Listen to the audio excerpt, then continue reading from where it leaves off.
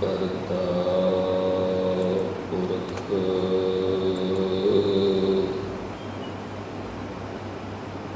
ਨਿਰਭਉ ਨਿਰਵੈਰ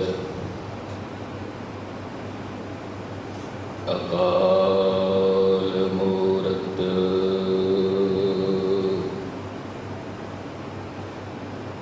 ਅਜੂਨੀ ਸੈਭੰ ਪੁਰ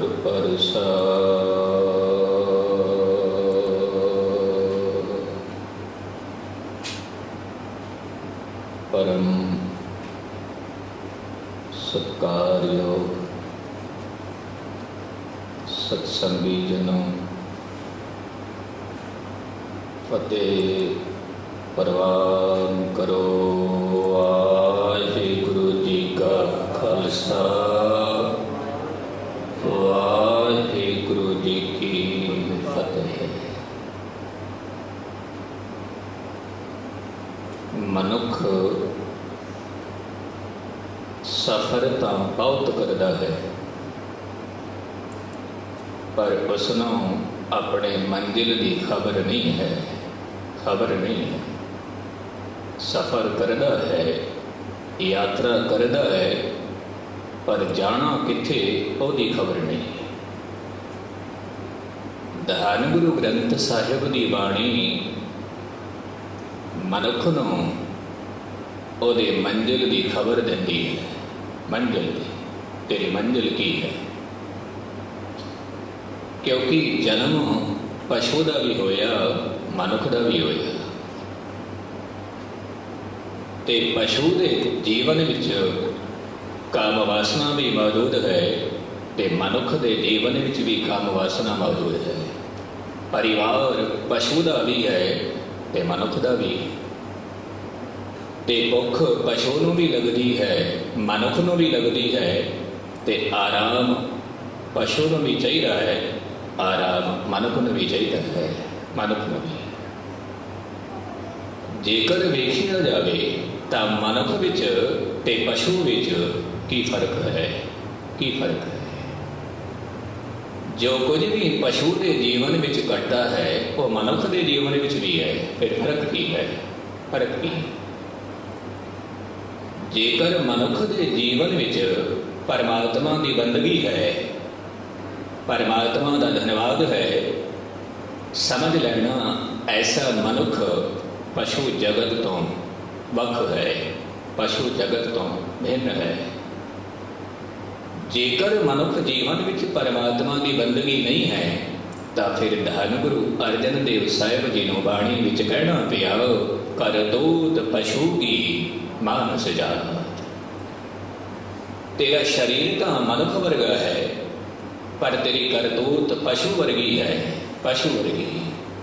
तेरे जीवन विच ते पशु के जीवन विच कोई फर्क नहीं है, कोई फर्क नहीं है।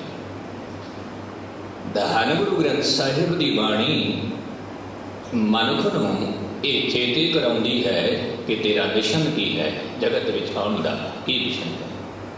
साहिब जी कहते ने, जिस जल निध कारण तम जग आए, जिस जल निध कारण तम जग आए, सो अमृत गुर पाही जी।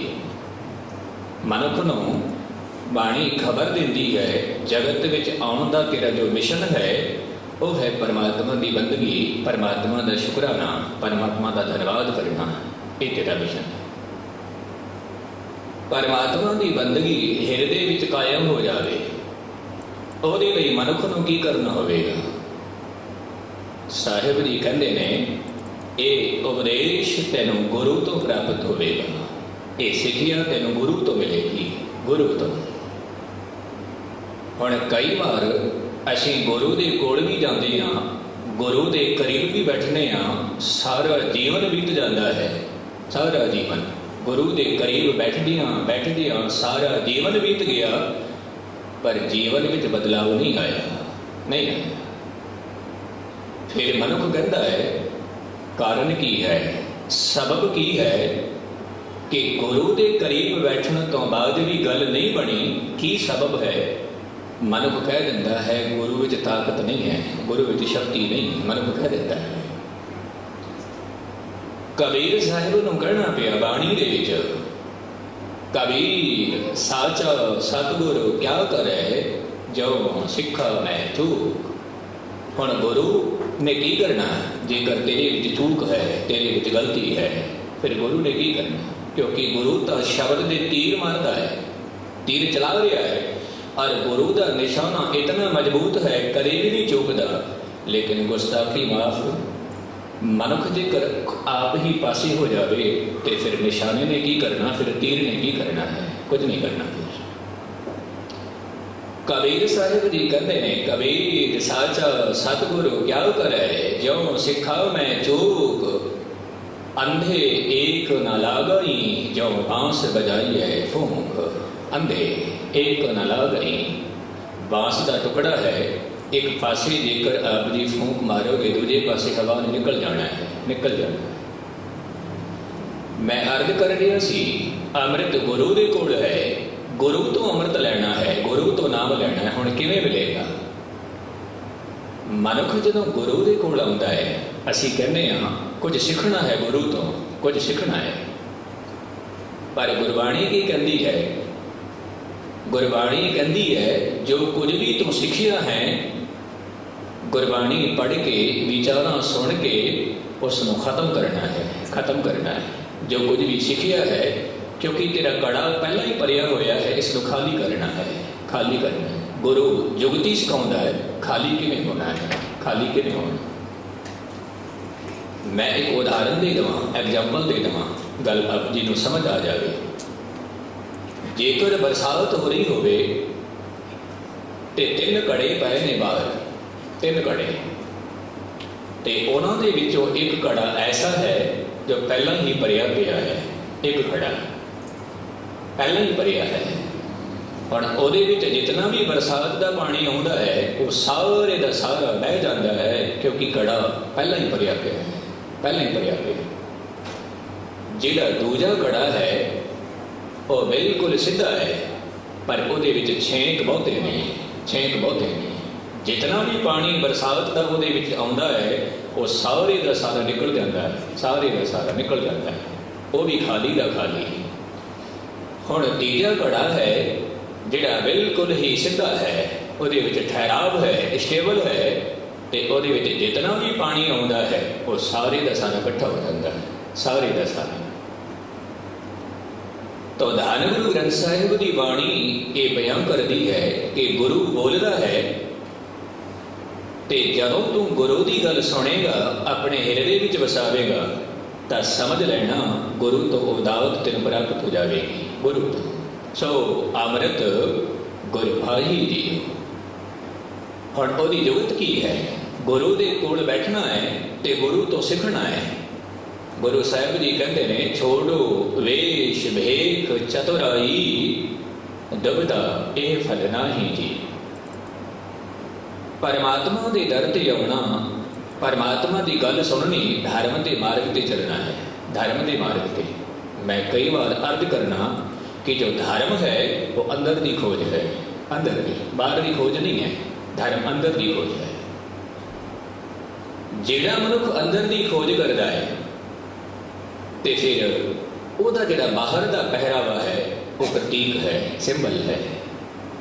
पुरातन समाज दे विच कुछ योगी जदों पीले वस्त्र पाउंदे सी ते ये उन्हां दा सबूत आउंदा सी, ये त्यागी पुरुष ने, त्यागी पुरुष ने, ये सबूत है, ये सिंबल है। बाहर ये सिंबल है पोशाक, तो जदों मनुख दूरों वेखदा सी कह दिंदा सी ये त्यागी है, इसने सब कुछ त्याग दिता है। जिहड़ा मनुख सफेद पोशाक पाउंदा है ये भी एक प्रतीक है धर्म का, कि ये मनुख बाहरों भी धार्मिक है, अंदरों भी धार्मिक है, अंदरों भी धार्मिक, ये प्रतीक है, प्रतीक है। धन गुरु ग्रंथ साहिब की बाणी कहती है, जेकर मनुख का अंदरूनी सुभाव धार्मिक नहीं बनिया, पर बाहर की सफेद पोशाक है, खिमा करना, बाहर जेकर मनुख कहता है मैं धार्मिक हाँ, पर अंदर धर्म प्रवेश नहीं किया, समझ लेना ये भेख है, ਇਹ ਵੇਖ ਹੈ। ਜੇਕਰ ਮਨੁੱਖ ਅੰਦਰੂਨੀ ਸੁਭਾਅ ਕਰਕੇ ਤਿਆਗੀ ਨਹੀਂ ਬਣਿਆ ਤੇ ਬਾਹਰ ਦੀ ਪੋਸ਼ਾਕ ਹੈ, ਤੇ ਸਾਹਿਬ ਜੀ ਕਹਿੰਦੇ ਨੇ ਫਿਰ ਇਹ ਬਾਹਰ ਦੀ ਪੋਸ਼ਾਕ ਜੋ ਪ੍ਰਤੀਕ ਸੀ ਅੱਜ ਵੇਖ ਬਣ ਗਈ ਹੈ। ਵੇਖ ਬਣ ਗਈ, ਪ੍ਰਤੀਕ ਸੀ। ਦੂਰੋਂ ਕੋਈ ਮਨੁੱਖ ਦੇਖਦਾ ਸੀ, ਕਹਿ ਦਿੰਦੇ ਸੀ ਇਸਨੇ ਸਫੇਦ ਪੋਸ਼ਾਕ ਪਾਈ, ਇਹ ਧਾਰਮਿਕ ਮਨੁੱਖ ਹੈ। ਇਸਨੇ ਪੀਲੀ ਪੋਸ਼ਾਕ ਪਾਈ ਹੈ, ਇਹ ਤਿਆਗੀ ਮਨੁੱਖ ਹੈ, ਇਹ ਤਿਆਗੀ ਹੈ। ਇਹ ਅੰਦਰੋਂ ਵੀ ਵੈਸਾ, ਬਾਹਰੋਂ ਵੀ ਵੈਸਾ ਹੀ ਹੈ। ਸਾਹਿਬ ਜੀ ਕਹਿੰਦੇ ਨੇ ਜੇਕਰ ਧਰਮ ਜੋ ਅੰਦਰ ਦੀ ਖੋਜ ਹੈ ਉਹ ਨਹੀਂ ਕੀਤੀ ਤੇ ਬਾਹਰ ਦੀ ਫਿਰ ਪੋਸ਼ਾਕ, ਸਾਹਿਬ ਜੀ ਕਹਿੰਦੇ ਨੇ ਫਿਰ ਉਹ ਭੇਖ ਹੈ, ਭੇਖ ਹੈ। ਇਸ ਨੂੰ ਭੇਖ ਨੂੰ ਛੱਡਣਾ ਪਏਗਾ। ਛੋੜੋ ਭੇਖ ਵੇਖ ਚਤੁਰਾਈ, ਦੁਬਿਧਾ ਇਹ ਫਲ ਨਾਹੀ ਜੀ। ਦੁਬਿਧਾ ਕਹਿੰਦੇ ਨੇ ਮਨ ਦੇ ਵਿੱਚ ਦੋ ਕਿਸਮ ਦੇ ਵਿਚਾਰ ਪੈਦਾ ਹੋਣੇ, ਦੋ ਕਿਸਮ ਦੇ। ਖਿਮਾ ਕਰਨਾ, ਜਦੋਂ ਅਸੀਂ ਗੁਰੂ ਦੇ ਕੋਲ ਬੈਠਦੇ ਹਾਂ ਤੇ ਕਈ ਵਾਰ ਮਨੁੱਖ ਐਸੇ ਵਿਚਾਰ ਜ਼ਾਹਿਰ ਕਰਦਾ ਹੈ, ਖਬਰ ਨਹੀਂ ਗੁਰੂ ਨੇ ਮੇਰੀ ਅਰਦਾਸ ਸੁਣਨੀ ਹੈ ਜਾਂ ਨਹੀਂ ਸੁਣਨੀ, ਪਤਾ ਨਹੀਂ, ਖਬਰ ਨਹੀਂ। ਗੁਰੂ ਮੇਰੀ ਗੱਲ ਪ੍ਰਵਾਨ ਵੀ ਕਰੇਗਾ ਨਹੀਂ ਕਰੇਗਾ, ਪਤਾ ਨਹੀਂ ਹੈ। ਮਨ ਵਿੱਚ ਦੁਬਿਧਾ ਚੱਲਦੀ ਹੈ, ਦੁਬਿਧਾ ਚੱਲਦੀ ਹੈ। ਔਰ ਦੁਬਿਧਾ ਦੇ ਵਿੱਚ ਸਾਰਾ ਜੀਵਨ ਬੀਤ ਜਾਂਦਾ ਹੈ। ਮੈਂ ਕੱਲ ਅਰਜ਼ ਕਰ ਰਿਹਾ ਸੀ, ਜਿਹੜਾ ਮਨੁੱਖ ਪਰਮਾਤਮਾ ਦੇ ਦਰ ਤੇ ਤੁਰਦਾ ਹੈ ਉਹਦੇ ਜੀਵਨ ਵਿੱਚ ਪਰਮਾਤਮਾ ਦੇ ਪ੍ਰਤੀ ਪਿਆਸ ਵੀ ਚਾਹੀਦੀ ਹੈ ਤੇ ਆਸ ਵੀ ਚਾਹੀਦੀ ਹੈ। ਆਸ ਵੀ ਚਾਹੀਦੀ ਹੈ। ਪਿਆਸ ਬਹੁਤ ਜ਼ਰੂਰੀ ਹੈ, ਪਰ ਸਾਰਾ ਜੀਵਨ ਬੀਤ ਜਾਂਦਾ ਹੈ, ਸਾਰਾ ਜੀਵਨ ਪਿਆਸ ਨਹੀਂ ਲੱਗਦੀ, ਪਰਮਾਤਮਾ ਦੀ ਨਹੀਂ ਲੱਗਦੀ। ਜੇਕਰ ਮਨੁੱਖ ਦੇ ਜੀਵਨ ਵਿੱਚ ਪਿਆਸ ਵੀ ਹੈ ਤਾਂ ਫਿਰ ਆਸ ਨਹੀਂ ਹੈ। ਮੈਂ ਕਈ ਵਾਰ ਅਰਜ਼ ਕਰਨਾ, ਜਿਸ ਮਨੁੱਖ ਦਾ ਪਹਿਲਾ ਕਦਮ ਆਸ਼ਾ ਦੇ ਵਿੱਚ ਹੈ ਉਹਦੀ ਮੰਜ਼ਿਲ ਵੀ ਆਸ਼ਾ ਵਿੱਚ ਹੈ, ਮੰਜ਼ਿਲ ਹੈ। ਜੇਕਰ ਪਹਿਲਾ ਕਦਮ ਨਿਰਾਸ਼ਾ ਦੇ ਵਿੱਚ ਹੈ, ਅਖੀਰਲਾ ਕਦਮ ਵੀ ਨਿਰਾਸ਼ਾ ਵਿੱਚ ਹੈ, ਅਖੀਰਲਾ ਕਦਮ। ਧਾਰਮਿਕ ਗ੍ਰੰਥ ਕਹਿੰਦੇ ਨੇ ਕਿ ਜਿਹੜਾ ਮਨੁੱਖ ਸਾਧਕ ਹੈ, ਪਰਮਾਤਮਾ ਦੀ ਬੰਦਗੀ ਕਰਦਾ ਹੈ, ਐਸੇ ਮਨੁੱਖ ਨੂੰ ਆਸ਼ਾਵਾਦੀ ਹੋਣਾ ਚਾਹੀਦਾ ਹੈ। ਆਸ਼ਾਵਾਦੀ, ਪੂਰੀ ਆਸ ਚਾਹੀਦੀ ਹੈ। ਹੁਣ ਆਸ਼ਾਵਾਦੀ ਕਿਵੇਂ ਬਣਨਾ? ਕਹਿੰਦੇ ਨੇ ਬੀਜ ਤਾਂ ਬਹੁਤੇ ਨੇ, ਪਰ ਥੋੜੇ ਜਿਹੇ ਬੀਜ ਹੀ ਦਰਖਤ ਬਣਦੇ ਨੇ, ਬਾਕੀ ਖਤਮ ਹੋ ਜਾਂਦੇ ਨੇ, ਨਸ਼ਟ ਹੋ ਜਾਂਦੇ ਨੇ, ਤਬਾਹ ਹੋ ਜਾਂਦੇ ਨੇ। ਤੇ ਜੇਕਰ ਜੀਵਨ ਦੇ ਵਿੱਚ ਆਸ਼ਾ ਚਾਹੀਦੀ ਹੈ ਤਾਂ ਉਸ ਬੀਜ ਨੂੰ ਦੇਖਣਾ ਜਿਹੜਾ ਬੀਜ ਦਰਖਤ ਬਣ ਗਿਆ, ਉਸ ਨੂੰ ਦੇਖਣਾ। ਜੇ ਆਸ਼ਾਵਾਦੀ ਜੀਵਨ ਚਾਹੀਦਾ ਹੈ ਤੇ ਉਹਨਾਂ ਨੂੰ ਦੇਖਣਾ ਜਿਹੜੇ ਸੰਤ ਬਣ ਗਏ, ਜਿਹੜੇ ਸਤਪੁਰਸ਼ ਬਣ ਗਏ, ਜਿਹੜੇ ਕਬੀਰ ਬਣ ਗਏ, ਜਿਹੜੇ ਫਰੀਦ ਬਣ ਗਏ, ਜਿਹੜੇ ਰਵਿਦਾਸ ਬਣ ਗਏ, ਉਹਨਾਂ ਨੂੰ ਦੇਖਣਾ। ਤੇਰੇ ਜੀਵਨ ਵਿੱਚ ਹੋਰ ਆਸ਼ਾ ਪੈਦਾ ਹੋਵੇਗੀ, ਹੋਰ ਆਸ਼ਾ ਪੈਦਾ ਹੋਵੇਗੀ। ਤੋਂ ਇੱਕ ਫੁੱਲ ਨੂੰ ਦੇਖਣਾ, ਕੰਡਿਆਂ ਨੂੰ ਛੱਡ ਦੇਣਾ ਜੇ ਆਸ਼ਾਵਾਦੀ ਜੀਵਨ ਚਾਹੀਦਾ ਹੈ। ਪਰ ਕਈ ਲੋਕ ਕੀ ਕਰਦੇ ਨੇ, ਫੁੱਲ ਨੂੰ ਛੱਡ ਦਿੰਦੇ ਨੇ, ਕੰਡਿਆਂ ਨੂੰ ਦੇਖਦੇ ਨੇ, ਕੰਡਿਆਂ ਨੂੰ। ਸੁੱਖਾਂ ਨੂੰ ਛੱਡ ਦਿੰਦੇ ਨੇ, ਦੁੱਖਾਂ ਨੂੰ ਦੇਖਦੇ ਨੇ। ਕਹਿੰਦੇ ਨੇ ਆਹ ਵੇਖ ਮੇਰੇ ਜੀਵਨ ਦੇ ਵਿੱਚ ਕਿਤਨੇ ਸਾਰੇ ਦੁੱਖ ਨੇ, ਕਿਤਨੇ ਸਾਰੇ ਦੁੱਖ ਨੇ। ਔਰ ਜੀਵਨ ਦੇ ਵਿੱਚ ਜਿਹੜੇ ਸੁੱਖ ਆਏ ਉਹਨਾਂ ਨੂੰ ਛੱਡ ਦਿੰਦਾ ਹੈ, ਵਿਸਾਰ ਦਿੰਦਾ ਹੈ, ਦੁੱਖਾਂ ਨੂੰ ਗਾਉਂਦਾ ਹੈ, ਦੁੱਖਾਂ ਨੂੰ। ਕਿ ਦੇਖ ਮੇਰੇ ਜੀਵਨ ਵਿੱਚ ਕਿਤਨੇ ਦੁੱਖ ਨੇ, ਦੇਖ ਕਿਤਨੇ ਦੁੱਖ ਨੇ। ਸਾਹਿਬ ਜੀ ਕਹਿੰਦੇ ਨੇ ਕਿ ਜੇਕਰ ਤੂੰ ਦੁੱਖਾਂ ਨੂੰ ਦੇਖਦਾ ਹੈ ਤੇਰਾ ਜੀਵਨ ਨਿਰਾਸ਼ਾਵਾਦੀ ਹੈ। ਜੇਕਰ ਤੂੰ ਸੁੱਖਾਂ ਨੂੰ ਦੇਖਦਾ ਹੈ ਕਿ ਪਰਮਾਤਮਾ ਨੇ ਕਿਤਨੀ ਰਹਿਮਤ ਕੀਤੀ ਹੈ, ਕਿਤਨੇ ਸੁੱਖ ਬਖਸ਼ੇ ਨੇ, ਤੇ ਜੇਕਰ ਮਨੁੱਖ ਸੁੱਖਾਂ ਨੂੰ ਦੇਖਦਾ ਹੈ, ਸੁੱਖਾਂ ਨੂੰ ਦੇਖਦਿਆਂ ਦੇਖਦਿਆਂ ਮਨੁੱਖ ਦਾ ਜੀਵਨ ਆਸ਼ਾਵਾਦੀ ਬਣ ਜਾਂਦਾ ਹੈ ਤੇ ਮੁਕਾਮ ਤੱਕ ਪਹੁੰਚ ਜਾਂਦਾ ਹੈ, ਮੁਕਾਮ ਤੱਕ ਪਹੁੰਚ ਜਾਂਦਾ ਹੈ। ਸਾਹਿਬ ਜੀ ਕਹਿੰਦੇ ਨੇ ਛੋੜੋ ਵੇਸ਼ ਵੇਖ ਚਤੁਰਾਈ, ਦੁਬਿਧਾ ਇਹ ਫਲ ਨਾਹੀ ਜੀਓ। ਮਨ ਰਹੇ ਥਿਰ ਰਹੋ, ਮਤ ਕਤ ਚਾਹੀ ਜੀਓ। ਹੁਣ ਜਿਹੜੇ ਮਨ ਦੀ ਥਿਰਤਾ ਹੈ, ਉਹ ਥਿਰਤਾ ਕਿਵੇਂ ਪੈਦਾ ਹੋਵੇ? ਮਨ ਹੈ ਵਿਚਾਰ, ਕਿਤਨੇ ਸਾਰੇ ਵਿਚਾਰ ਤੁਰਦੇ ਨੇ, ਕਿਤਨੇ ਸਾਰੇ। ਇੱਕ ਦਾਰਸ਼ਨਿਕ ਸੀ, ਉਸ ਨੂੰ ਕਿਸੇ ਨੇ ਪੁੱਛ ਲਿਆ ਮਨੁੱਖ ਦੀ ਪਰਿਭਾਸ਼ਾ ਕੀ ਹੈ? ਮਨੁੱਖ ਦੀ, ਮਨੁੱਖ ਕਿਸ ਨੂੰ ਕਹਿੰਦੇ ਨੇ? ਤੇ ਉਹ ਦਾਰਸ਼ਨਿਕ ਕਹਿੰਦਾ ਹੈ ਕਿ ਮਨੁੱਖ ਬਗੈਰ ਪਰ ਦਾ ਇੱਕ ਜਾਨਵਰ ਹੈ, ਪੰਛੀ, ਬਗੈਰ ਪਰ ਦਾ। ਕੋਸ਼ਿਸ਼ ਬਹੁਤ ਕਰਦਾ ਹੈ ਪਰ ਉਹਦੇ ਪਰ ਨਹੀਂ ਹੈ। ਤੇ ਜਿਨ੍ਹਾਂ ਨੇ ਸਵਾਲ ਕੀਤਾ ਉਸਨੇ ਕਿਹਾ ਨਹੀਂ, ਮਨੁੱਖ ਦੀ ਇਹ ਪਰਿਭਾਸ਼ਾ ਨਹੀਂ ਹੈ, ਮੈਂ ਦੱਸਣਾ ਮਨੁੱਖ ਕਿਸ ਨੂੰ ਕਹਿੰਦੇ ਨੇ, ਮੈਂ ਦੱਸਣਾ। ਤੇ ਉਸ ਦਾਰਸ਼ਨਿਕ ਨੂੰ ਉਹ ਮਨੁੱਖ ਲੈ ਗਿਆ ਦਰਿਆ ਦੇ ਕੰਢੇ, दरिया दे कंढे और कहता है इस दरिया नूं गौर करके देखना, एक लहर आउंदी है, ਉਹਦੇ ਪਿੱਛੇ दूजी लहर आ रही है, ਉਹਦੇ ਪਿੱਛੇ तीजी लहर आ रही है, एक लहर मिटदी है पिछे दूजी आ रही होंदी है, दूजी मिटदी है फिर तीजी लहर आ रही होंदी है। ते उस मनुख ने कहा कि इस दरिया नूं गौर करके देखना, बस यही परिभाषा है मनुख की, यही परिभाषा है। मनुख के विचार भी इसी तरह चलते हैं, लहरां वांगू। लहरां एक लहर आउंदी है, ਉਹਦੇ ਪਿੱਛੇ दूजी लहर आ रही है, फिर तीजी लहर आ रही है, एक विचार मुकना है पिछे दूजी लहर आ रही है, दूजे विचार आ रहे हैं। और ऐसे विचार कई दफ़ा मैं हैरान हो जाना, तो आप जी ने भी महसूस किया होगा। कई दफ़ा की होता है जदों मनुख सिमरन ते बैठता है, नितनेम ते बैठता है, ऐसे विचार आउंदे ने जिन्हां दा ख्याल जिंदगी दे विच कदे नहीं कीता सी, कदे नहीं कीता सी। वो भी आ गए, वो भी आ गए। मन सफर करता रहा, मन यात्रा करता रहा, यात्रा करदियां नितनेम संपूर्ण हो गया। जदों असीं पहुँचने हाँ सलोक पावन गुरु पाणी पिता, उदों साडा मन भी सफर करदियां वापस अपने घर आ जाता है, अपने घर। ये मन है साडा। इस मन को थिर किवें करना है, इसकी ड्यूटी की है, थिर किवें होवेगा? मन को थिर करने लई साधु जन अपना अनुभव दसते हैं, संत अपना अनुभव लिखते हैं, विद्वान अपना अनुभव लिखते हैं कि मन किवें शांत होवेगा। तो वह कहते हैं कि मन को शांत करने के दो तरीके ने। दो, पहला तरीका ये कि आप जी ने बहुत घट बोलना है, बहुत घट बोलना है। नामी पुरुष बहुत थोड़ा बोलते हैं, बहुता नहीं बोलते नामी पुरुष। जिवें जिवें आप जी ने थोड़ा बोलना शुरू किया तो वह जिहड़ी एनर्जी बचती है, ताकत जिहड़ी इकट्ठी होती है, उस एनर्जी नूं, उस ताकत नूं सिमरन दे विच लगाना है, सिमरन दे विच, बंदगी दे विच। ते दूजी गल, जिवें जिवें असीं गल्लां बातां घट करदे हां ते संसार नालों असीं टुटदे हां, विचार साडे मुकदे ने। ते मनुख जिवें जिवें संसार नालों टुटदा है, तिवें तिवें गुरु नाल जुड़ता है, रब नाल जुड़ता है, परमात्मा दे नाल जुड़ता है। पर जेकर मनुख गल्लां बातां करदा रहा, मन उहदा होर भटकदा है, होर भटकदा है। साहिब जी कहते ने, मन थिर रहो मत कत जाही जियो।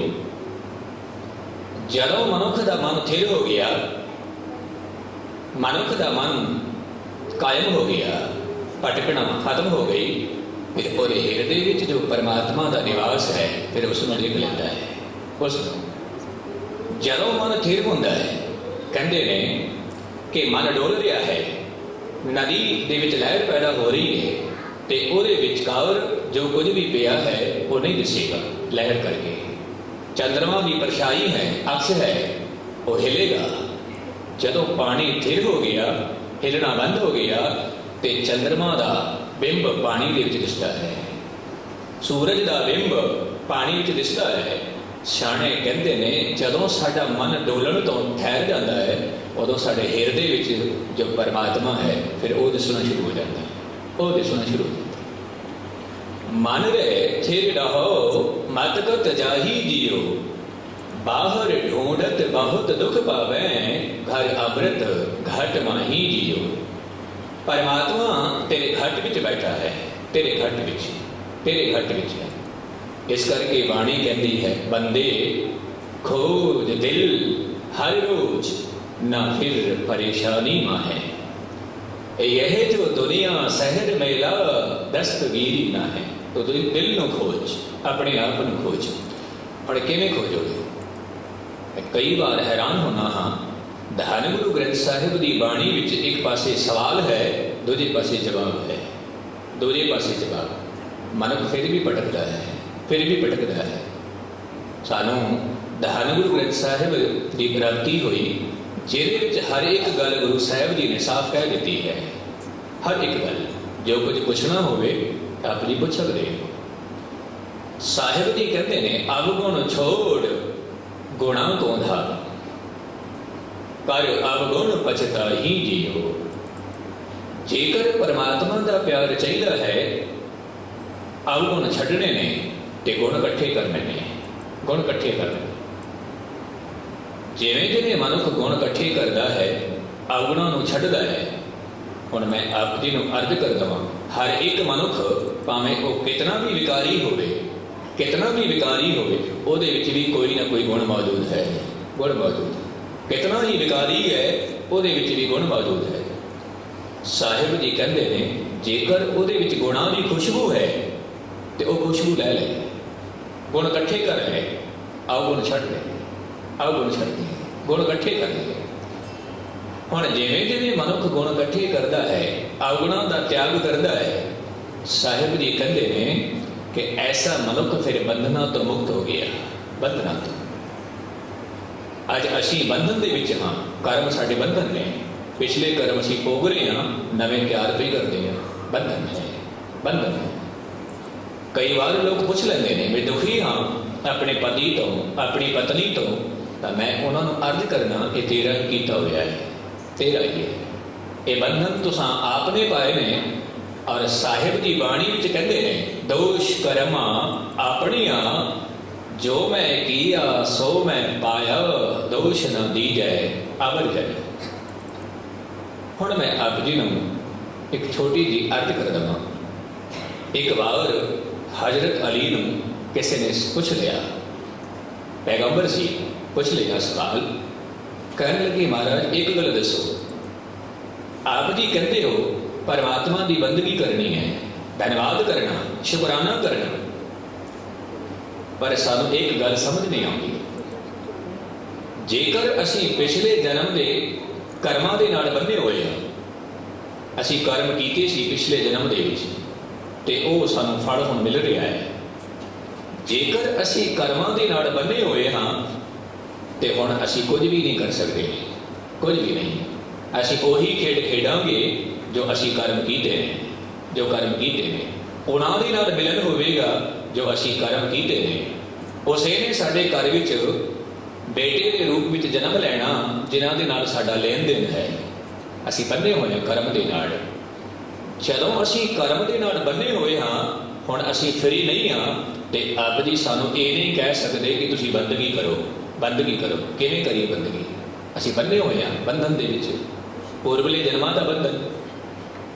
ਔਰ ਜੇਕਰ ਅਸੀਂ ਬੰਧਨ ਵਿੱਚ ਨਹੀਂ ਹਾਂ, ਅਰਜ਼ ਨੂੰ ਸਮਝਣਾ, ਜੇਕਰ ਕਰਮਾਂ ਦਾ ਬੰਧਨ ਨਹੀਂ ਹੈ ਤਾਂ ਅੱਜ ਅਸੀਂ ਜਿਹੜੇ ਵੀ ਕਰਮ ਕਰਾਂਗੇ ਫਿਰ ਉਹਦਾ ਸਾਨੂੰ ਫਲ ਨਹੀਂ ਭੋਗਣਾ ਪਏਗਾ, ਕਿਉਂਕਿ ਕਰਮ ਦਾ ਕੋਈ ਬੰਧਨ ਨਹੀਂ। ਹੁਣ ਤੁਸੀਂ ਦੱਸੋ ਅਸੀਂ ਕੀ ਕਰੀਏ? ਤੁਸੀਂ ਦੱਸੋ। ਜੇਕਰ ਅਸੀਂ ਕਰਮ ਦੇ ਨਾਲ ਬੰਨੇ ਹਾਂ ਤੇ ਅੱਜ ਸਾਡਾ ਕੋਈ ਵਸ ਨਹੀਂ ਹੈ ਤੇ ਸਾਡਾ ਕੋਈ ਦੋਸ਼ ਨਹੀਂ ਹੈ, ਭਾਵੇਂ ਅਸੀਂ ਬੰਦਗੀ ਕਰੀਏ ਭਾਵੇਂ ਨਾ ਕਰੀਏ, ਕਿਉਂਕਿ ਅਸੀਂ ਕਰਮ ਦੇ ਨਾਲ ਬੰਨੇ ਹੋਏ ਹਾਂ, ਕਰਮ ਦੇ ਨਾਲ। ਔਰ ਜੇਕਰ ਕਰਮ ਦੇ ਨਾਲ ਨਹੀਂ ਬੰਨੇ ਤੇ ਅੱਜ ਅਸੀਂ ਜਿਹੜੇ ਵੀ ਕਰਮ ਕਰਾਂਗੇ ਤੇ ਉਹਨਾਂ ਦੇ ਨਾਲ ਫਿਊਚਰ ਦੇ ਵਿੱਚ ਫਿਰ ਅਸੀਂ ਨਹੀਂ ਬੰਨੇ ਜਾਵਾਂਗੇ। ਕਰਮ ਦਾ ਫਲ ਸਾਨੂੰ ਫਿਰ ਨਹੀਂ ਮਿਲੇਗਾ ਜੇਕਰ ਕਰਮ ਬੰਧਨ ਨਹੀਂ ਨੇ ਤਾਂ। ਹਜ਼ਰਤ ਅਲੀ ਨੇ ਬਹੁਤ ਪਿਆਰਾ ਉਦਾਹਰਨ ਦਿੱਤਾ, ਬਹੁਤ ਪਿਆਰਾ, ਇਹ ਸਮਝਣਾ ਉਦਾਹਰਨ। ਉਸਨੇ ਕਿਹਾ, ਆਪ ਜੀ ਖੜੇ ਹੋ, ਇੱਕ ਪੈਰ ਆਪਣਾ ਜ਼ਮੀਨ ਤੋਂ ਉਠਾ ਲਓ, ਇੱਕ ਪੈਰ। ਤੇ ਉਹ ਮਨੁੱਖ ਇੱਕ ਪੈਰ ਉਠਾਉਂਦਾ ਹੈ ਜ਼ਮੀਨ ਤੋਂ। ਹਜ਼ਰਤ ਅਲੀ ਕਹਿੰਦੇ ਨੇ, ਹੁਣ ਦੂਜਾ ਵੀ ਪੈਰ ਉਠਾ, ਦੂਜਾ ਵੀ। ਤੇ ਉਹ ਮਨੁੱਖ ਕਹਿੰਦਾ ਹੈ, ਮਹਾਰਾਜ ਇੱਕ ਪੈਰ ਤਾਂ ਮੈਂ ਉਠਾ ਲਿਆ, ਜੇਕਰ ਮੈਂ ਦੂਜਾ ਪੈਰ ਵੀ ਉਠਾ ਲਿਆ ਤੇ ਫਿਰ ਮੈਂ ਜ਼ਮੀਨ ਤੇ ਡਿੱਗਾਂਗਾ, ਜ਼ਮੀਨ ਤੇ ਡਿੱਗਾਂਗਾ। ਨਹੀਂ ਉਠਾ ਸਕਦਾ ਦੋਵੇਂ ਪੈਰ। ਇੱਕ ਪੈਰ ਜ਼ਮੀਨ ਤੇ ਰਹੇਗਾ, ਦੂਜਾ ਪੈਰ ਉਠਾ ਸਕਦਾ। ਹਜ਼ਰਤ ਅਲੀ ਨੇ ਕਿਹਾ, ਹੁਣ ਤੂੰ ਗੌਰ ਕਰਕੇ ਸੁਣ ਮੇਰੀ ਗੱਲ।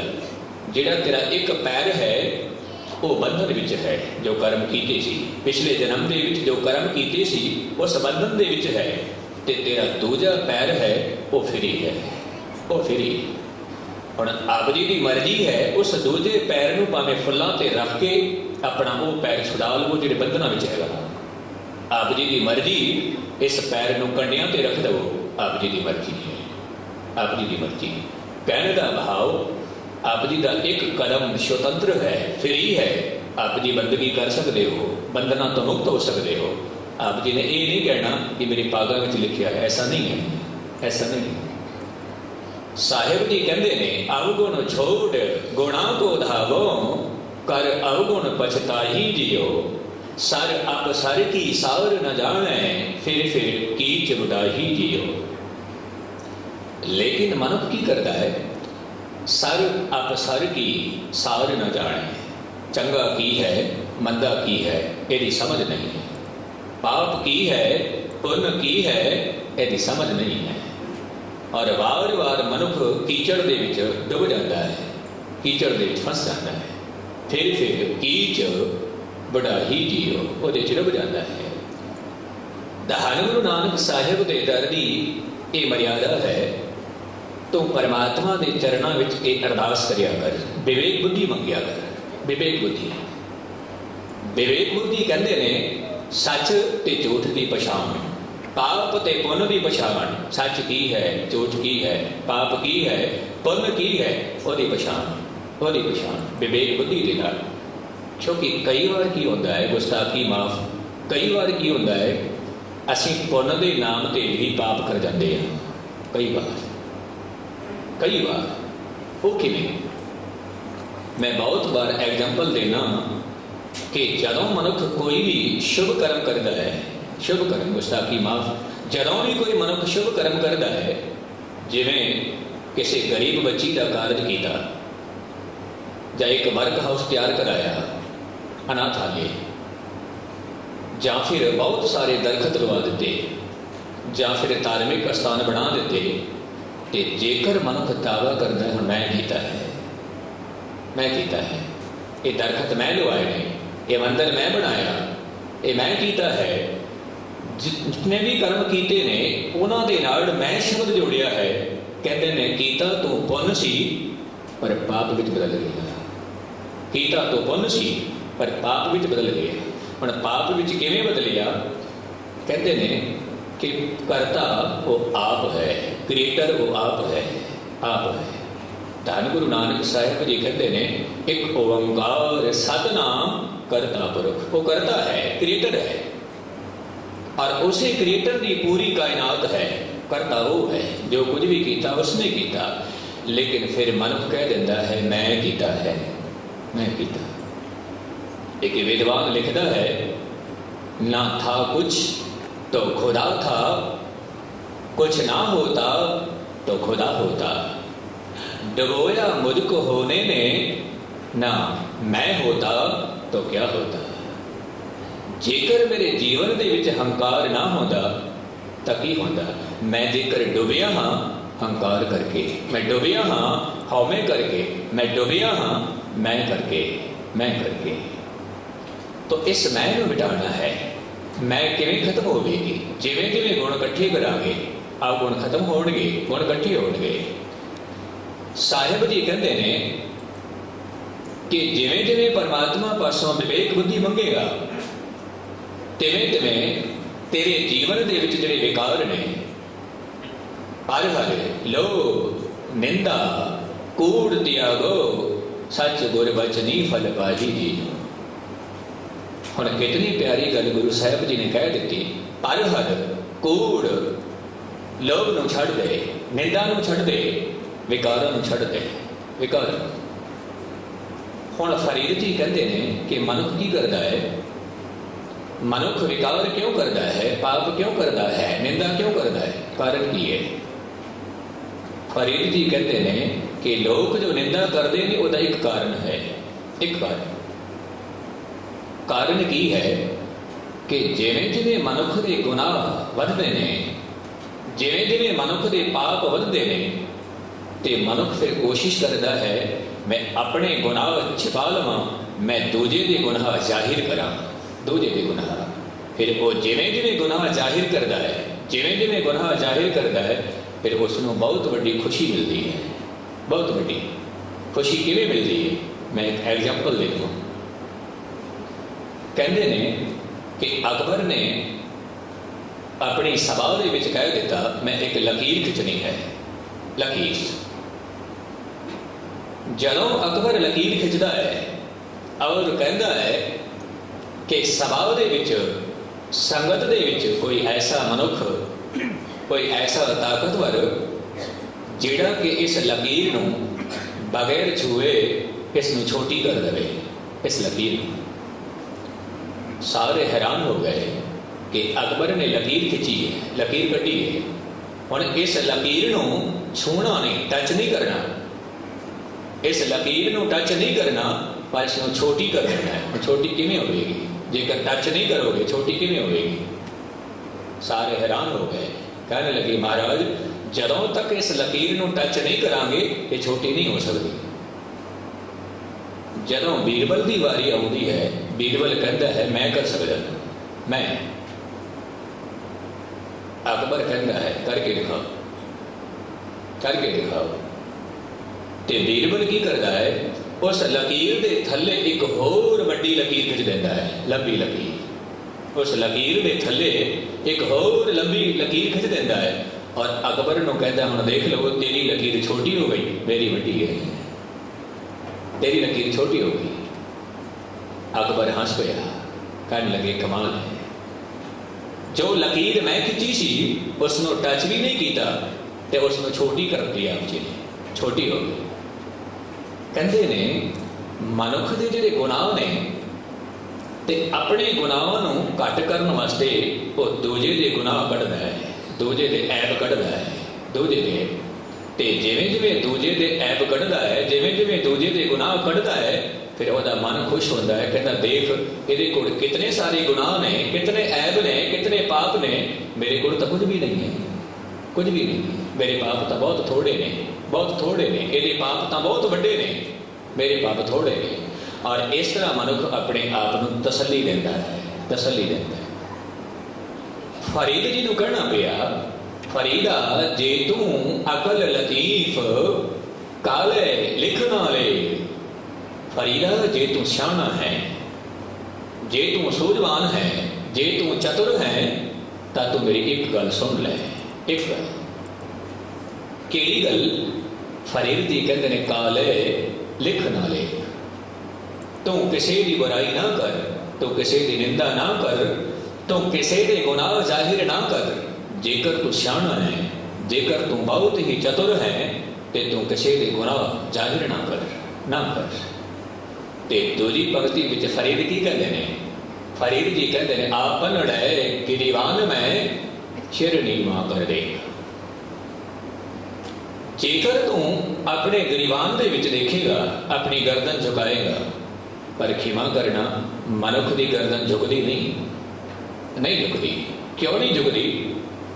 सियाणे कहते ने कि दिल के आईने में है तस्वीर यार, दिल के आईने में है तस्वीर यार, जब जी चाहा गर्दन झुकाई और देख लिया। तेरे दिल विच परमात्मा बैठा है, अपनी गर्दन झुकाओ ते परमात्मा नूं देख। पर कहते ने मनुख की गर्दन नहीं झुकती क्योंकि हंकार है, कौम है, ईगो है। फरीद जी कहते ने कि जेकर तू अपनी गरीबान दे विच तू देख लवे तो उहदे नाल तैनूं फायदा होगा, तैनूं। फरीद जी कहते हैं आपन डे गिरीवान में सिर नीवा कर दे, इहदे नाल तैनूं फायदा होवेगा। कई बार मनुख की करते हैं, ऐब दूजे दे देखते हैं ते गुण अपने देखते हैं, अपने देखते हैं। ऐब दूजे दे ते गुण अपने। मैंने एक गल चेते आ गई, संत अगस्तीन दी, बहुत बड़ा संत होया संत अगस्तीन। वो की कहता सी, जदों मैं अपनी गुनाह देखदा, अर्जुन समझना, जदों मैं अपने गुनाह देखदा हाँ तो जगत दे विच मेरे तो वड्डा पापी कोई नहीं दिसदा, कोई नहीं दिसदा। जे मैं अपने गुनाह देखना ते जगत दे विच मेरे तो वड्डा पापी कोई नहीं दिसदा। जेकर मैं अपने पुण्य देखना हाँ तो जगत दे विच मेरे तो वड्डा पुण्य कोई नहीं दिसदा, कोई नहीं दिसदा। संत अगस्तीन फिर वो लिखता है कि मैं कोशिश करना हाँ अपने गुण देखने की बजाय अवगुण देखना हाँ, अवगुण देखना। तो सियाणे कहते ने जेकर गुण देखने होण दूजे दे देखो, जे गुनाह देखने होण अपने देखो, अपने। मैं फिर अर्ज कर दवा, गुण देखने ने दूजे के देखो, जे अवगुण देखने ने अपने देखो, अपने। लेकिन मन की करता है, गुण अपने देखता है, अवगुण दूजे की देखता है, अवगुण दूजे की। और दूजे अवगुण देखदियां देखदियां निंदा करदियां करदियां धन गुरु ग्रंथ साहिब की बाणी की कहती है, निंदा चितवत चितवच पचिया।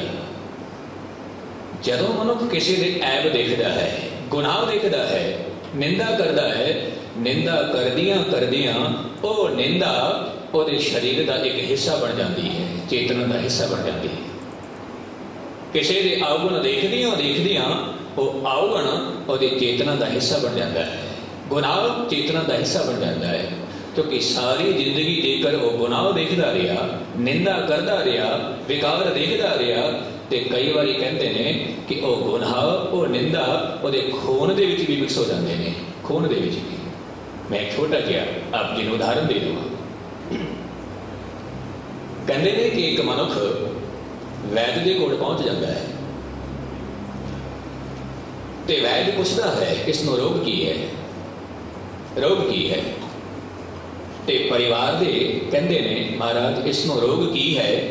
ये अपने घर में जो बैठता है तो अपने आप को कहता है मैं रावण हाँ, मैं रावण हाँ, मेरी लंका किथे, मेरा कुटुंब किथे, मेरा परिवार किथे। वैद बड़ा हैरान होया कि ये मनुख अपने आप को रावण कहता है, कारण की है। ते उस वैद ने, उस डॉक्टर ने जदों वो जीवन को देखिया, जीवन को देखिया, परिवार को पूछा ये काम की करता है, तो परिवार ने कहा कि यदा जो काम है वो हिंदुस्तान दे विच जो राम की लीला चलती है, राम लीला, तो वो रावण का रोल अदा करता है, रावण। वैद समझ गया कि रावण का रोल इतनी मगनता के नाल करता है, रावण का रोल इतनी मगनता के नाल करता है कि रोल करदियां करदियां वो रोल वो जीवन का एक हिस्सा बन गया है, चेतना का एक हिस्सा बन गया है। हुण इहनूं ठीक किवें करना? वैद ने कहा ये ठीक होने की इको ही दवाई है, इको ही दवाई। किहड़ी दवाई है? वैद ने कहा कुछ दिन लई इसनूं रावण का रोल नहीं देना, कुछ दिन लई इसनूं राम का रोल देना है, राम का। ਜਾਂ फिर कह दो कि जेकर कोई मनुख मनमुख का रोल करता है तो मनमुख की गल करदियां करदियां वो जीवन का वो हिस्सा बन जाता है, चेतना का हिस्सा बन जाता है। और जेकर कोई मनुख चंगी गल करता है, जेकर कोई मनुख गुण इकट्ठे करता है, गुरमुखा का जीवन बिताउंदा है, तो गुरमुखा का जीवन बिताउंदियां बिताउंदियां वो चंगे गुण वो चेतना का हिस्सा बन जाते हैं, चेतना का हिस्सा बन जाते हैं। इस करके धन गुरु ग्रंथ साहिब की बाणी ये बयान करती है, पर हरे लो निंदा कूड़ त्यागो सच गुर बचनी फल पाई जियो। तू लोभ का भी त्याग कर, तो निंदा का भी त्याग कर, तो झूठ का भी त्याग कर। हुण साहिब जी कहते हैं तू लोभ का त्याग कर। कारण की है लोभ का त्याग? साहिब जी कहते हैं कि जो लोभ है वो सारे पापों का मूल है, सारे पापों का। जो लोभ है वो मंगता है, मंगता है, प्रेम वंडता है। जिहड़ा मनुख प्रेमी होगा वो प्रेम वंडता है। जिहड़ा लोभी है वो मंगता है, लोभ जिहड़ा हैगा वो मंगता है। जिहड़ा लोभ है वो कदे नहीं वंडता। जिहड़ा लोभ है वो दूजे को झुकांदा है, प्रेमी खुद झुकता है, लोभ दूजे को झुकांदा है, दूजे को। जिहड़ा लोभी है वो खुद मालिक बनता है, दूजे को नौकर बनाता है। जिहड़ा प्रेमी है वो खुद नौकर बन जाता है, दूजे को कहता है तू मालिक बन जा। कोई गल नहीं, कोई गल नहीं, क्योंकि प्रेम का ते लोभ का इत्थे झगड़ा है, झगड़ा है। जदों धन गुरु ग्रंथ साहिब की पनाह विच असीं जाने हां, मनुख दे कोल लोभ है। हुण लोभी मनुख कदे धन्नवाद नहीं करता, शुकराना नहीं करता लोभी, क्योंकि लोभ मंगता है, मंगता है। लोभी कहता है होर चाहिए है, होर चाहिए है, होर चाहिए है। और जदों लोभी मनुख कहता है मैंने होर चाहिए है, होर चाहिए है, हुण ऐसा मनुख धन्नवाद की करेगा, शुकराना की करेगा? जिहड़ा मंगण लई जा रहा है ਉਹ ਸ਼ੁਕਰਾਨਾ ਕੀ ਕਰੇਗਾ, ਧੰਨਵਾਦ ਕੀ ਕਰੇਗਾ। ਤਾਂ ਸਿਆਣੇ ਪੁਰਸ਼ ਕਹਿੰਦੇ ਨੇ, ਸੰਤ ਪੁਰਸ਼ ਕਹਿੰਦੇ ਨੇ ਕਿ ਅਸੀਂ ਪਰਮਾਤਮਾ ਦੇ ਦਰ ਤੇ ਵਿਕਾਰੀ ਹਾਂ। ਇਹ ਗੱਲ ਬਿਲਕੁਲ ਠੀਕ ਹੈ, 100% ਠੀਕ ਹੈ। ਪਰ ਜਦੋਂ ਗੁਰੂ ਦੇ ਕੋਲ ਜਾਓ, ਅਰਜਨ ਨੂੰ ਸਮਝਣਾ, ਜਦੋਂ ਗੁਰੂ ਦੇ ਕੋਲ ਜਾਓ ਸ਼ਹਿਨਸ਼ਾਹ ਬਣ ਕੇ ਜਾਣਾ। ਹੁਣ ਆਪ ਜੀ ਨੇ ਕਹਿਣਾ ਹੈ ਗੁਰੂ ਦੇ ਕੋਲ ਸ਼ਹਿਨਸ਼ਾਹ ਬਣ ਕੇ ਕਿਵੇਂ ਜਾਈਏ, ਕਿਵੇਂ ਜਾਈਏ? ਤੇ ਉਹਦੇ ਕਹਿਣ ਦਾ ਭਾਵ ਕੀ ਸੀ? ਜਦੋਂ ਗੁਰੂ ਦੇ ਕੋਲ ਜਾਣਾ ਸ਼ਹਿਨਸ਼ਾਹ ਬਣ ਕੇ ਜਾਣਾ, ਔਰ ਗੁਰੂ ਨੂੰ ਅਰਦਾਸ ਕਰਨੀ ਕਿ ਹੇ ਪਰਵਤਗਾਰ, ਮੈਨੂੰ ਇਤਨਾ ਬਖਸ਼ਿਆ ਹੈ, ਇਤਨਾ ਦਿੱਤਾ ਹੈ, ਮੈਂ ਉਹਦੇ ਕਾਬਿਲ ਨਹੀਂ ਸੀ, ਕਾਬਿਲ ਨਹੀਂ ਸੀ, ਮੈਨੂੰ ਇਤਨਾ ਦਿੱਤਾ ਹੈ, ਹੁਣ ਮੈਨੂੰ ਕੁਝ ਨਹੀਂ ਚਾਹੀਦਾ। ਜਿਹੜਾ ਮਨੁੱਖ ਕਹਿ ਦਵੇ ਮੈਨੂੰ ਕੁਝ ਨਹੀਂ ਚਾਹੀਦਾ। ਕਬੀਰ ਸਾਹਿਬ ਦੀ ਇੱਕ ਪੰਕਤੀ ਹੈ ਬੀਜਕ ਗ੍ਰੰਥ ਦੇ ਵਿੱਚ, ਬਹੁਤ ਪਿਆਰੇ ਅਲਫਾਜ਼ ਕਬੀਰ ਸਾਹਿਬ ਦੇ। ਕਬੀਰ ਸਾਹਿਬ ਜੀ ਕਹਿੰਦੇ ਨੇ ਜਿਹੜਾ ਮਨੁੱਖ ਗੁਰੂ ਦੇ ਕੋਲ ਜਾ ਕੇ ਗੁਰੂ ਨੂੰ ਕਹਿੰਦਾ ਮੈਨੂੰ ਕੁਝ ਨਹੀਂ ਚਾਹੀਦਾ, ਹੁਣ ਐਸੇ ਮਨੁੱਖ ਨੂੰ ਕਬੀਰ ਨੇ ਕੀ ਕਿਹਾ ਹੈ? ਮੈਂ ਇੱਕ ਦੋ ਗੱਲਾਂ ਕਹਿ ਕੇ ਸਮਾਪਤੀ ਵੱਲ ਆਉਣਾ, ਕਿਉਂਕਿ ਬਹੁਤ ਸੋਹਣਾ ਮਨੋਹਰ ਕੀਰਤਨ ਮੇਰੀ ਪੀਰੀ ਜਥੇ ਨੇ ਆਪ ਜੀ ਨੂੰ ਸੁਣਾਉਣਾ ਹੈ। ਤੇ ਜੋ ਜਿਹਾ ਕੀਰਤਨ ਹੈ ਉਹ ਜਿਹਾ ਜੀਵਨ ਵੀ ਗੁਰੂ ਸਾਹਿਬ ਜੀ ਨੇ ਬਖਸ਼ਿਆ। ਆਪ ਜੀ ਨੇ ਮਗਨ ਹੋ ਕੇ ਕੀਰਤਨ ਵੀ ਸੁਣਨਾ। ਤਾਂ ਮੈਂ ਅੱਧ ਕਰ ਰਿਹਾ ਸੀ, ਜਿਹੜਾ ਮਨੁੱਖ ਗੁਰੂ ਦੇ ਕੋਲ ਜਾਂਦਾ ਹੈ, ਜੇਕਰ ਉਹਦੇ ਕੋਲ ਲੋਭ ਹੈ, ਉਸਨੇ ਕਿਵੇਂ ਸ਼ੁਕਰਾਨਾ ਕਰਨਾ ਹੈ? ਕਬੀਰ ਸਾਹਿਬ ਜੀ ਕਹਿੰਦੇ ਨੇ ਜਿਸ ਮਨੁੱਖ ਦੇ ਕੋਲ ਲੋਭ ਹੈ ਉਹ ਮੰਗਦਾ ਹੈ, ਹੋਰ ਚਾਹੀਦਾ ਹੈ, ਹੋਰ ਚਾਹੀਦਾ ਹੈ। ਜਿਸ ਮਨੁੱਖ ਦਾ ਲੋਭ ਖਤਮ ਹੋ ਗਿਆ, ਲੋਭ ਮਿਟ ਗਿਆ, ਐਸੇ ਮਨੁੱਖ ਦੀ ਚਾਹਤ ਵੀ ਮਿਟ ਜਾਂਦੀ ਹੈ, ਚਾਹਤ ਮਿਟ ਜਾਂਦੀ ਹੈ। ਹੁਣ ਕਬੀਰ ਸਾਹਿਬ ਨੂੰ ਕਹਿਣਾ ਪਿਆ, ਕਬੀਰ ਚਾਹ ਗਈ ਚਿੰਤਾ ਮਿਟੀ।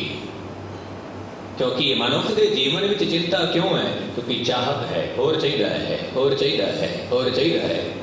ਹੁਣ ਜਿਵੇਂ ਜਿਵੇਂ ਉਹਦੀ ਚਾਹਤ ਵੱਧਦੀ ਹੈ, ਤਿਵੇਂ ਤਿਵੇਂ ਚਿੰਤਾ ਵੱਧਦੀ ਹੈ, ਚਿੰਤਾ ਵੱਧਦੀ ਹੈ।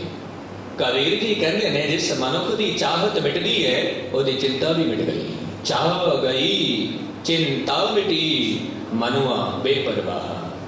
ਹੁਣ ਜਿਸ ਮਨੁੱਖ ਦੀ ਚਿੰਤਾ ਮਿਟਦੀ ਹੈ, ਐਸੇ ਮਨੁੱਖ ਦਾ ਮਨ ਬੇਪਰਵਾਹ ਹੋ ਜਾਂਦਾ ਹੈ, ਬੇਪਰਵਾਹ, ਕਿਉਂਕਿ ਉਹਦੇ ਜੀਵਨ ਵਿੱਚ ਚਿੰਤਾ ਨਹੀਂ ਹੈ, ਬੇਪਰਵਾਹ ਐਸਾ ਮਨੁੱਖ। ਹੁਣ ਜਦੋਂ ਐਸਾ ਮਨੁੱਖ ਬੇਪਰਵਾਹ ਬਣ ਗਿਆ ਤੇ ਉਸ ਨੂੰ ਪੁੱਛ ਕੇ ਦੇਖਣਾ ਤੈਨੂੰ ਕੀ ਚਾਹੀਦਾ ਹੈ, ਕੀ ਚਾਹੀਦਾ ਹੈ? ਐਸਾ ਮਨੁੱਖ ਕਹਿੰਦਾ ਮੈਨੂੰ ਕੁਝ ਨਹੀਂ ਚਾਹੀਦਾ, ਕੁਝ ਨਹੀਂ ਚਾਹੀਦਾ, ਕਿਉਂਕਿ ਚਾਹਤ ਮਿਟ ਗਈ, ਚਿੰਤਾ ਮਿਟ ਗਈ।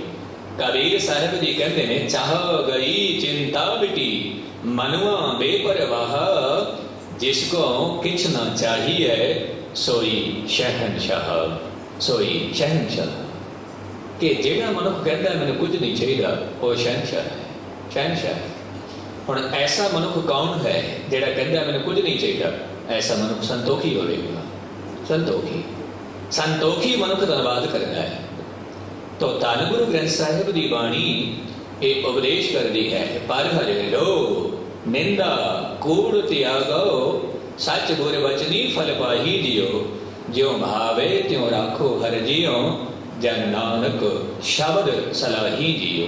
ਮੇਰੇ ਜੀਵਨ ਦੇ ਵਿੱਚ ਤੇਰਾ ਉਪਦੇਸ਼ ਕਾਇਮ ਹੋ ਜਾਵੇ, ਮੈਂ ਆਪ ਜੀ ਦੇ ਉਪਦੇਸ਼ ਦੇ ਮੁਤਾਬਿਕ ਆਪਣਾ ਜੀਵਨ ਜੀਵਾਂ। ਬਸ ਇਹ ਮੇਰੇ ਤੇ ਰਹਿਮਤ ਕਰ, ਇਹ ਮੇਰੇ ਤੇ ਬਖਸ਼ਿਸ਼ ਕਰ। ਗੁਰੂ ਸਾਹਿਬ ਜੀ ਰਹਿਮਤਾਂ ਕਰਨ,